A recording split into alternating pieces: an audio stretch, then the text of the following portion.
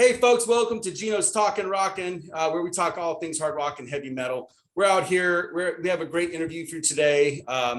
Somebody has a history, and it's going to be interesting to kind of catch up with them. And he's got some stuff going on today. He's had some stuff going on in the past, too. He's been kicking around the block a little bit. Ken Dubman? Yes, I've been kicking around the block. So, tell us how things going. I know we're out of the COVID stuff, so that COVID conversation's over with. We're not going to have that anymore. I don't think. God. I think we're back at it. So, yeah. How's it looking? The tours, any of that stuff? Okay, well, I'm waiting to release my third solo album, Conflicted, which will be out May 17th. So, no touring right now. I'm just kind of sitting on my ass, waiting to go. It's really more about getting the record promoted than getting on the road just yet. So, but I mean, things are opening up. So I think my the album release kickoff show here in New Jersey is in June, and we're just going to take it from there. So are you? I don't. Is there any details of the tour? Like, are opening acts? Are you opening for anybody or? No, I have no plans for that right now. It's kind of tough when I'm basically in the infancy stages of this whole thing. Yeah. So, I mean, they're not just scooping up unknown artists and taking them on tour, as you probably know. Yes. Everything's been taken over, by big touring companies. Yeah. And they put packages together. So even regionally, it's very difficult to just like jump on an opening act show. Right. So, bands in my or artists in my position, to get on the road, they need to get in the van.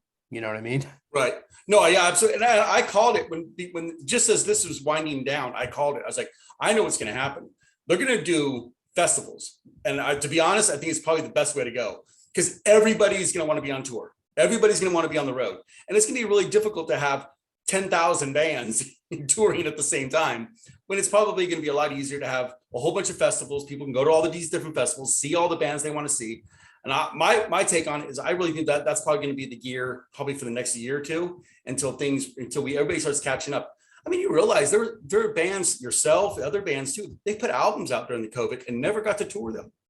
And never. Yeah, it's crazy. It's like, oh, holy crap. I actually, people, so are we going to get a new album? And they're like, I haven't even got to tour the album that we put out. No, you're not going to get a new album. We're going to tour the one we just got out. I was like, yeah, it's crazy. Yeah, it's crazy. See, you don't know, but my situation is different than most.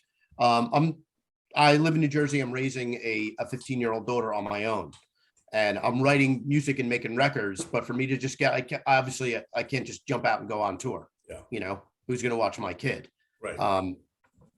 So when she goes to college, I'm planting all the seeds for doing that once she's in school. Right. But for now, it's going to be like I could get away for a week, maybe 2 weeks, whatever. Whoever and wherever will have me, I can go for short bursts. Right. But as far as going on a 6-month tour in a van, I ain't doing that. I do think your situation lends itself pretty well to how people are touring today too. I mean, you talk to guys like the guys in Metallica. I mean, Metallica does it. They caught on to the weekend warrior thing because it was better for life. Their home lives got better. Like, holy crap, we can do like 3 or 4 shows in a week and then take a week off. Sign me up. Let's do it. Heck yeah. And so I think more and more people are doing it, which does make sense. The road dogging, I think back when we were younger, how we would do it back in the day. It's not that it's gone, because I do know some younger bands who are doing it. 7 Year Witch, they're touring out to California and they're going to be touring all the way back. The term you use there is younger. I mean, if you're unmarried, not a homeowner, and don't have a kid, I mean, you can, like I said before, jump in the van. Yeah. Just jump in the van, put your gear in and just drive and play every shithole that'll have you. Well, I think too, the other thing is, the honesty. You have to be honest about these things. It's so funny when you talk about these things and people are like, what do you mean it's a job? I'm like, do you think these guys do this stuff for free? They got bills to pay just like you and me. They have all the same crap that comes along with life. And worst of all, they're dealing with the pitfalls of fandom. Your fandom goes down, your money goes down. Your fandom goes up, your money goes up. So it's incredibly unstable. It's all over the place. And so when these groups have opportunities, when you see these really big bands do things like residencies in Las Vegas, they do it because it's a guaranteed paycheck every time. And you don't have to go anywhere for 6 weeks or up to, as few as 6 weeks. But I think the thing is that people don't really understand is that there is a financial situation to this that needs to be understood on your part. In your situation, it's like, oh, I want to go out and tour, but look, man, I got bills to pay. Are you guaranteeing me every single show is going to get paid out, is going to get sold out, and I'm going to get X amount of dollars? No, you can't do that. Nobody's going to do that. Nobody's going to get it, Of course, and I'm a homeowner. I got a pretty big nut here every month, so I'm figuring out ways to get out there, and I will. There's no question that I will. Right. Well, so and talking about like the musical direction. Is your new stuff going to be heavier? I mean, I've heard a couple of the songs, and they have like a heavier sound to them. So is the album going to be heavier, or is it going to? Are you? That's a thing. I hear a lot of things from people. It's like as you get older, the music gets softer. It's like, well, that's not true. That definitely hasn't happened on this record. Yeah, I'll tell you that. I'm always going to be a hard guitar rock guy at the core, and that element will never be gone. I would say between my first album, Reckless Abandon, and this one, which is my third, I don't think the heaviness has dropped at all. I think the songwriting's gotten a little more dialed in and focused. My singing's probably gotten a little better, but stylistically, it's guitar-driven hard rock with Southern Americana leanings. Yeah. It's a hard rock album, dude. I mean, no question about it. You put that thing in, it's rocking. Right. But there's a couple acoustic tunes that dial back into like the Black Crowes-y kind of vibe, and it's a little bit of a roller coaster. And for me, an album has to be like that. It needs to take some dips. You do. Chill your ears out, because if every song is full on blazing, by the time you get to the end of it, you're just like, Jesus Christ. Well, absolutely. Well, that you bring up another good thing too. Is another good point. A topic here is the idea of an album. And I know for a long time, saying the word album to an artist was like, oh, forget it. I'm not going to make an album. I'll put out some singles and do something because people aren't buying albums. I have actually read someplace that album sales are going up for artists. People are buying albums again. I believe it because, as like vinyl resurged quite a few years ago. And now CDs are actually, again, resurging because people are getting sick of everything being, floating around the internet. There's nothing tangible. I never stopped buying a tangible CD because when I buy an album, I want an album. I want to open it and go, oh, cool, man. Read the liner notes. That's half of the fun of it is the physical packaging.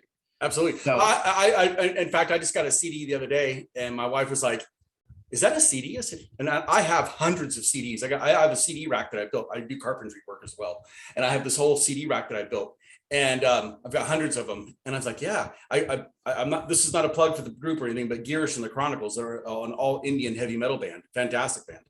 And I was like, "Yeah." So the best part about it is when you open it up, I don't know what it is. It's the smell. It's weird. Like curry. Yeah. Oh, the CD, the smell of the CD, the open new CD. That was very good. But yeah, so that's that nostalgic thing, It's like, I like that. I remember going down to Tower Records in Sacramento, the place, the very first Tower Records, and you walk into the Tower Records, and I go all the way to the back and get my cassette tapes, and you'd open up, there's that odor, that smell, like a new, I don't know what it is. It's new, that new product. Yeah, and then I would do that distractive walking thing. So I'd have to walk like 12 blocks to get back home, and so as I'm walking, I'm reading the liner of the seat of the cassette tape. Yes, you're right. There's very much tangibility for me, like physical tangibility with music is huge. Mm-hmm. And going back to the other thing that you were talking about, an album as opposed to just putting a song out here, waiting a few months, putting the song out. I'm doing that, three singles leading up to the release of the record because it's kind of a cool way to get people primed up. But as far as not putting out an album, like an album for an artist, I think is an event. It's like you got a bunch of songs, you go in and you make a record. Right. And that it's like part of what was going on in your life at the time. So I'll always do that. I'll never, the whole one song thing was just, that was the industry, or what's left of it, kind of adjusting to people's attention spans, which have shrunken down to the size of a fucking pea, due to the internet and social media and all that shit. Our brains are like, "Meh." We need something we can consume in 2 seconds and move on to the next. Right. And I'm fucking 58 years old. I'm not doing that. I'm making records. And if you want to buy it and you want to check it out, that's great. If not, whatever. Well, that's the other point to be made. I make this point on every interview, and several times on this, and also I'll do it in this interview too. It's so important for people to understand purchasing a CD as opposed to downloading an album, where an artist gets almost nothing from a download, but you may not get a lot out of the purchase of the CD either, but you do get more. And you get a lot more. And you get more from the purchasing of the merchandise from the artist, all these things. And as going back to the very first thing we had discussed, this is a job. These guys have bills to pay. And if you want these guys to frame houses and do construction work or go do other jobs, flip burgers, rather than playing the rock and roll that you love them to, then that's fine. Then you don't need to support them. And you know what? A lot of them are doing both. Yep. A lot of them. This is right. And there was the really funny story about the guitarist from Warrant working at the Guitar Center, and people walking into the Guitar Center there in Los Angeles and standing there just looking at him like, "What are you doing here?" Like, "I work here." Hey man, it's a whole new world. Things don't work the way they used to. No, okay? No. Things stopped working that way a long time ago. Man. A long time ago. And I think the very few that it still works that way, for the very, very, very few. But going back to like talking about the touring and how is, I guess, go back to pre-COVID. What was touring like for you before COVID? Well, see, the thing is, like, I'm not going to be a wellspring of information because I'm not touring. I haven't toured since I was a kid. You know what I mean? This whole section of our musical career started up. I didn't write a song for like 23 years. From like the early 90s to like 2014 is when I started again. And by that time, I had a daughter, living with her, raising her singly as a single parent. And I'm just writing songs and making albums. So there's been no touring for me. Oh, gotcha. There will be. So the end of probably right around the end of Prophet. Prophet ended in like 91-ish. And then, I had some other projects going on, a band called The Pack with a couple, Dave DiPietro from TT Quick, who's in my live band now. Robert Mason, who sings with Warrant now, was the singer in The Pack. So we did that for a couple of years after Prophet. Then I was writing and recording and singing on my own. And I like around, I want to say 93, 94. I was just like, you know what? I'm so sick of this fucking shit. Sick of beating my head against the wall, trying to make it in the music business. By that time, the Seattle thing had come into vogue, and like, bluesy hard rock was like gone. I mean, it came back. Yeah. But then it was gone. And that's what I was doing. I was like, what the fuck am I doing? And I was getting very enchanted with being on the ocean all the time and fishing, right. I've always been a big fisherman. And I was getting more and more into saltwater. And I was like, you know what? I'm spending all this time out here. I'm getting my captain's license and I'm starting a charter fishing business. And that's what I did. That's awesome. Yeah. That's it was fantastic. great. So from like the late 90s through almost 2010, that was my full-time gig. So you just walked away from music that whole time, just like, I'm done. I'm checked out. Yep. You can do it. And not music entirely. Like I would still like do like little cover gigs, and I was in a wedding band, and I do acoustic duo shit and the occasional rock gig. But as far as like writing songs and going, this is my thing, this is what I do. No, that was gone for like over 20 years. Wow. Which is why it's so exciting to be doing it again. Because now for me personally, I feel like I'm doing it on a whole. It's a whole different level than it was, prior. So tell me, during that time, did you follow what was happening in the industry? I mean, were you like watching some of the other bands like reemerge and? Yeah, I mean, I was always a music lover and a musician, so I'm not going to just dial the whole thing out. Right. So yeah, I knew it was going on. I was playing, I had some rock cover stuff going on, and new stuff would come out. Maybe we could learn a tune or two. So yeah, I saw what was going on. Well, I think the thing that happened out of that too. So I have this whole thing, and I've got a couple of interviews. I have a buddy of mine I do a show with here on the show, and his name's Jason Leeser. He's a musical genius, but he's probably a genius himself. He's a mathematician, but he's also just hugely into music. I'm an accomplished jazz musician, but he loves heavy metal and hard rock. And so he and I got into this long conversation about the direction of music that happened in the 80s and the influence of the Seattle scene into it, which kind of stonewalled it. Yeah, and it crushed it. It crushed it. And I have an open opinion on this, and this is not to cloud you or to put any shadow over what you're saying. But I think that one of the things that was really, because you talked about the removal of like that, the bluesy rock was like, oh God, how dare you? But it was also like when you, even till this day, Eddie Vedder has got nothing but visceral, nasty, rotten things to say about bands that came out from the 80s. And he just did it again, was a couple months ago, where he actually named Motley Crue. Motley Crue was a terrible band. They're awful. They're total garbage. And this and that. He's a fucking douchebag. He's a complete asshole. And he says shitty things. He's a pompous jerk off, I mean, at this point. Well, the funniest part is that like none of the members of Pearl Jam have come out and endorsed or bashed him. All they have done is come out and said, well, I kind of like Motley Crue. I kind of like UFO. I like these guys. And they're just kind of distancing themselves from his comments. And that's okay. They probably should. Yeah. I mean, look, you can come out and say whatever you want, but in the end, you're never really remembered in a favorable light for saying disparaging things really about anybody. Right. But especially we're talking about, that was the thing that was just, it was the irony of ironies. It's like, you watch this, it was like probably not long after he made the comment. I never heard this stuff, by the way. This is awesome. Really? Yeah. Well, the first time that the term hair metal was used publicly was in an interview backstage at MTV Music Awards. Eddie Vedder was backstage, and he referred to glam metal bands as hair metal. His term, hair metal. And later it was revealed at some time later that he has always had like this visceral response to 80s LA or the glam rock or the 80s hard rock music.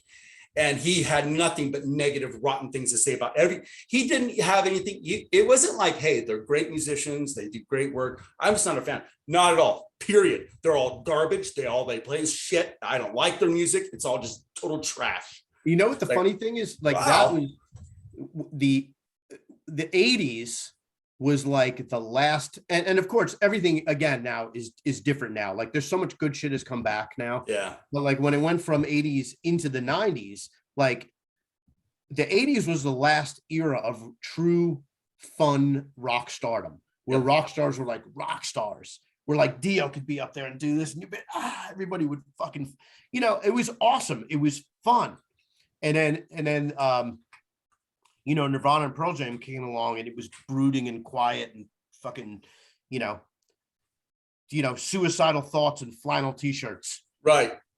Well, and I'm not on that same side. I'm not taking away from any of the musical abilities from those bands. Not one bit. And neither am I. I think they all did great stuff. They did incredible music, great music, and some of the musicianship is amazing. But there was no more giant pompous rock stardom. Right. And fun. I think that the thing was like when he made that comment just recently, a couple months ago, and he actually mentioned Motley Crue. Nikki Sixx is a class act, and he came out and he's like, well, coming from the most boring rock act in rock and roll, that's a compliment. I don't care. Really, I sold 180 million albums. Do you think I care what that ding dong has to say? I don't care. And exactly. Take a hike, But I think the other thing that was really funny, so right after he made that comment, the lead singer from Bullet Boys, Mark Torian. Mark Torian. I'm sorry, I didn't mean to. I know the name, but I laughed. It's amazing that I even still know it. So, yeah. I mean, is he still the singer? Oh yeah, he's still a singer. And what people didn't know is that he's actually like a shredding guitarist. I didn't know that either. Oh, you go on YouTube, watch him do his tribute to Eddie Van Halen.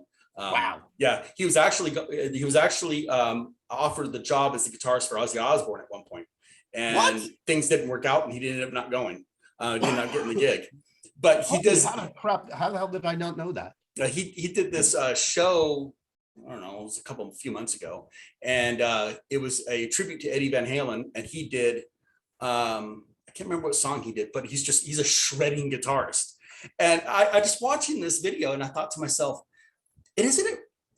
I just like the irony of Eddie Vedder making that comment all these years later. He just reinforces that comment. And then a couple days later, Mark Torian comes out and plays, but that's this video of him just shredding on the guitar, not to mention, and he's also an incredible singer.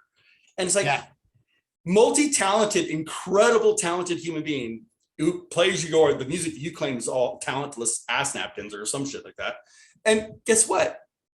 Where are you at? You're just sitting around talking shit about people. I'm like, you have the opportunity to say, hey, look, I know I said something back then. That's not how I feel. They're all great musicians. They do great work. I'm just not a fan of the music. But yeah, those guys and let it go. No, I'm not going to do that. We've given that douche enough of a spotlight. Let's talk about something. But it's like one of those things where you look at the talent, and I always go back to that. I look at all the talent that came out of LA, and not just LA, but out of that scene. And God dang, all this, and talk about these bands that are coming back out. They're coming up, and you got the one band I always liked, but I was kind of like I'm not sure about, which was Jet Boy. And Jet Boy is back. They've got a new album out, or a newer-ish album out, and they're really great. But I think it's really great that guys are coming back. And I think one of the things that got lost in the 80s was rock and roll. I mean, the love for rock and roll was a little bit lost, and there was too much spit and shine being put on it, and it wasn't dirty enough. Do you know what I mean? Yeah, I don't know if I could quite agree with that. There was a lot of spit and shine and a lot of production, but I think the love for the music, it was there. Yes, was still there. But especially because, like, I was in the thick of this shit in the 80s, man, and I was doing the thing with Prophet, and I was in a pretty big cover band around this area too, doing all that hair metal shit. Right. And I mean, there was a lot of passion for the music, and it just became. I mean, that was the thing in the 80s. It became clothes and hair and hairspray and jewelry and all that shit. It was just glitz on top of the music. Yeah, I understand the idea that a lot of fans had was, well, do you think MTV had a lot to do with it? And I said, well, of course it's an image. That was very much of an image-driven genre. But there was a lot of good rock and roll that came out of it. And people forget. One of the things that people completely skip over is like Kiss. And I was like, do people realize that Kiss actually made a lot of good rock and roll music? They leap over it. It's the image. They leap right over it. No, hold it. Kiss wrote phenomenal songs. When Kiss, the first Kiss Alive album broke in 1975, we fucking went crazy. My high school band played like 8 Kiss songs and like 1 Aerosmith song, like when we first came out. It was That's all awesome. Kiss. And then all those songs like, Deuce, Strutter, Black Diamond, all that stuff. I still love those songs. And if I come across it, I have to watch it or listen to it because they're so good. So fucking good. Absolutely. Well, another great one. Absolutely. I took my son to go see Motley Crue with Alice Cooper during the final tour. And we went to Charlotte and saw them in Charlotte. And I remember at some point we're watching Alice Cooper, and my son, who's now in the Army, and who's like 19 at the time, he turns to me and goes, "This is really good rock and roll, Dad. I mean, these guys are incredible. Is all Alice Cooper's music this good?" And I'm like, "Yeah, it's pretty good. There's some trippy stuff in there, but yeah, Alice Cooper's always been a good rock and roll guy. He's made all kinds of great rock and roll music." Absolutely. And Alice Cooper was one of the guys that when I was a little kid and my only source of music was my little clock radio next to my bed, tuned into WABC 77 out of New York. And it was a pop station, but pop could be anything. There was Alice Cooper, Elton John, Doobie Brothers, and then you had like Jackson 5 and all the other like poppier and soul. And Alice Cooper was one of the guitar bands that would come on and catch my ear. And be like, holy shit, School's Out would come out and be like, oh my God, listen to that. It's so killer. And that's what, got into my head. that Yeah. I wanted to play guitar. Yeah, I mean that you'll go right to the next thing I was going to ask you about was your influences. And I know that like for a lot of us that are older, our influences are probably not going to necessarily resonate with a lot of the younger folks, except for the ones who are actually into music, like the Jeff Becks and the guitarist, Michael Schenker and all these guys who we look at, we're like, oh my God, they're gods, they're absolute gods, and you think of that way. But well, yeah, who influenced you into not just guitar, I guess just really everything, the music? I know you sing too. Well, my mom is a big music fan, still is. And when I was a little kid, she would have Hendrix and Santana cranking around the house. And those were my very, very first exposures to the sound of a wailing electric guitar. Like 6 years old, I'd be like, wow, just getting this vibe, like this is just like the coolest thing. Right. So those were the first two intros. And when I started listening on my own and getting on my bicycle to go to EJ Corvettes to buy records, it was Johnny Winter, it was the Rolling Stones, then UFO with Michael Schenker, Black Sabbath, Led Zeppelin, all the great 70s hard rock. And then of course when Kiss Alive came out, Ace Frehley was playing the Jimmy Page riffs, but he was playing them slow enough for a little kid to be able to sit down with a guitar and pick through them. So essentially, Ace Frehley was the guy that indirectly taught me how to get around on the neck to play the rock guitar scales. Because if you're taking lessons from an old school teacher, you're not learning that shit. Right. You have to kind of stumble onto it on your own. So Ace was the guy really that cracked the code for me. Well, I really love the fact that he's back, he's at it again. He's getting bigger. He's getting bigger. He might be bigger now than he has been in a long time. He's such a fucking cool guy too. He is so funny. He's so funny, and he's just totally chill. He's completely comfortable with who he is and where he's at in his life. And I love the way he responds to things. He's yeah. And his music is like, I love the fact that younger people are listening to it going, holy crap, who is this guy? I'm like, I get it. Wait until you get into his stuff, and then you dive into this Kiss stuff and stuff. He's an amazing guitar player. And once again, one of those guys, like Mick Mars, they're not given the credit they deserve for the things that they have done. I like Joe Perry's comment about Mick Mars, and he's like, I stood on the side of the stage. They did a tour with him a number of years ago, and Joe Perry said he stood on the side of the stage, watched Mick Mars, and went, Jesus, look at that guy. It's incredible. He's just up there, and he's just like, he's just an amazing guitarist. And he's like, nobody ever talks about Mick Mars, Mick Mars is a solid parts guy. And every note he plays counts. Yeah. Yeah. I think you're right. So when you talk about your influences and how they formed who you are, does that, everybody has influences that create and helps create their sounds, but then there are also that part of them that says, well, I want to take that piece, but I want to kind of morph it and turn it into my own thing. And I think you've alluded to a little bit more. Are you more of would you consider yourself more melodic, or you're a heavy guitarist? Are you more into like the riffs, or would you rather go into like the solos and things like that? Oddly, for me now, it's more about songwriting than guitar playing. And I'm not that I don't still play guitar the way I always have, but the first thing that comes along is the song, and I write songs on acoustic guitar. It's just an acoustic guitar and a notepad, sitting right here where we're speaking right now at this desk. So when the song doesn't really start to become electric until I get the guys together and start rehearsing to go in the studio. And that only then do I even hear it as an electric piece. Oh, wow. Yeah.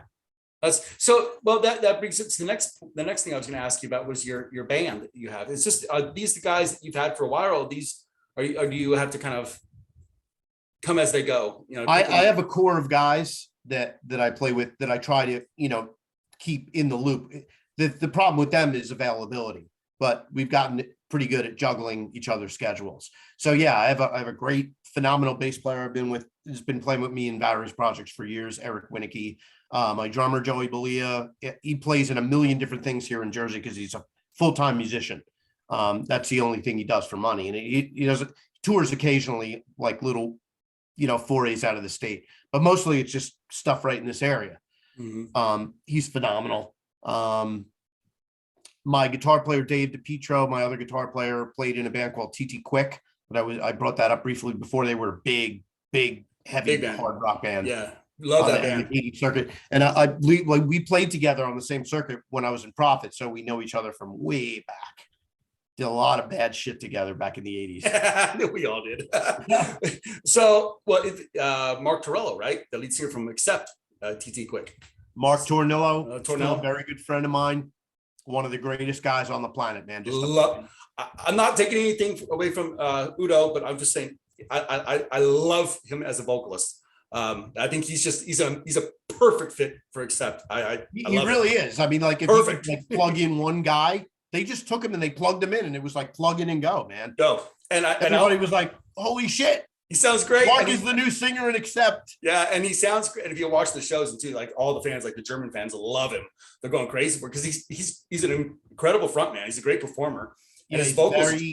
Mark is a very strong personality. Yeah. Like whatever you put him in, he's just going to grab the fucking bull by the balls and take control. And that's that's what he and I have always seen eye to eye, because I tend to be a little bit like that myself, a little bit of a control freak. Well, I think just real quick, we only have a few minutes left, but I think one of the things that's really interesting about your sound too, and it seems like you mentioned it, like Ace Frehley, TT Quick, that let's just say the New York sound. It has, and I'm like one of the biggest Anthrax fans of all time. I love Anthrax. What an awesome band. I love Anthrax. I have been ever since I was a kid. I remember just first time hearing Anthrax and Fistful of Metal, and I was like, oh my God, these guys are like the most incredible thing ever. And it just got better and better and better and better and better and better. They are so good, man. That's even their thrash metal compared to the West Coast was different. And I love like Testament and Death Angel. I'm a big fan of all theirs too. But the Anthrax's sound is just like, I don't know what it is. You can hear. I'll tell you exactly what it is. They have New York wise assery in their sound. They do. They really do. Like those guys encompass New York City and the 5 boroughs so perfectly. They do. That's what it is. That's the intangible that they have. And I think that's one of the things that, coming out in your music. And then one of the things I kind of picked up on was there's like, and when they said you were from New Jersey, I think, that's what it is. I hear all this. there are some bands who don't have that. Now bands like Skid Row, they have it too. They have that whole, hey, big middle finger to the world. This is what we're doing. If you don't like it, I don't give a shit. This is what it is. But then you have other bands too. People are like, will come back and say, well, what about Bon Jovi? I said, it's not every band has it. Not every band does it. But when they do, it's, Twisted Sister is a perfect example. I don't give a shit. There is New York as it gets, man. We will do whatever we want to do. We don't give a shit. You got to realize, I was seeing Twisted Sister in the early 80s before they, this was like, 4 or 5 years before they cracked, big time. And we go see them in these packed clubs with 500 people in El Greco's in Lakewood, New Jersey. Oh my God. And they would just stop in the middle of a song. And just if somebody like said something they didn't like from the audience or something like that, Dee Snider and JJ French would just get on the mic and have this back and forth shredding of this person, but comedically, but brutally at the same time. It was super New York. And the place would just be fucking dying. It was like a comedy show in the middle of this blazing hard rock show. Right. They were so funny and so brilliant and quick on the mic. Outstanding. Well, that's awesome. I could hear it, and anybody who's a music fan can pick up on that. And I love that. Well, before I let you go, before we get off on this, is there anything you want to pitch? Anything you want? Man, I have a new album coming out, so I got to plug that. You guys want to check out what I've done or what's out right now?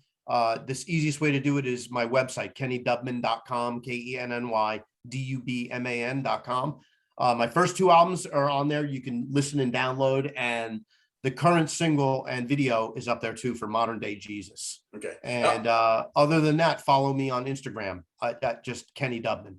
I'll put that information at the bottom of the channel when this gets published. So if anybody has any questions, they'll be right there for you to click onto. Right on, man. So Well, if there's nothing else, I got nothing else. I could talk to you more. I would love to talk to. We would love to have you back on for the when you launch your album. Yeah, let's do that. I'd love to get you back on for that. Hey, folks, this is it. Gino's Talking Rockin', and we're going to say thanks for coming on, and we can't wait for you to come back on. And I can't wait. When you do book your tour, you got to come through Savannah because we want to see you in Savannah. Absolutely. Well, like I was saying, but I'll keep this brief, that I've been talking, about people about getting out of this area. There's a booking agency based out of the South that I'm going to be speaking with this week, because I feel like when things get going, that's where it's going to start for me, because my appeal, Southern rockers really dig what I do. Well, I can tell you right now, I don't know if the Civic Center is going to be something you'd be interested in, but they just built a whole new Civic Center here. And hand to God, when they talk to the city and the people who run the Civic Center, true, in the article, they actually put in the article, they said, well, we are specifically targeting hard rock and heavy metal bands because they tour more than any other genre of music. Yeah. And they're always on the road, and they bring huge crowds with them. So we really want these bands coming here so we can start filling up this place. But we have a number of other places here in town too that bands use, and Savannah is very much of a rock and roll town. And so yeah, definitely come in, and we will give you a warm welcome. I look forward to getting there, and I look forward to getting to any other place that loves rock and roll. I literally cannot fucking wait. Well, that's awesome, man. We can't wait to have you out on the road, and can't wait to hear your new album. Hey folks, once again, this is Gino's Talking Rockin', and just always remember, keep your metal horns up.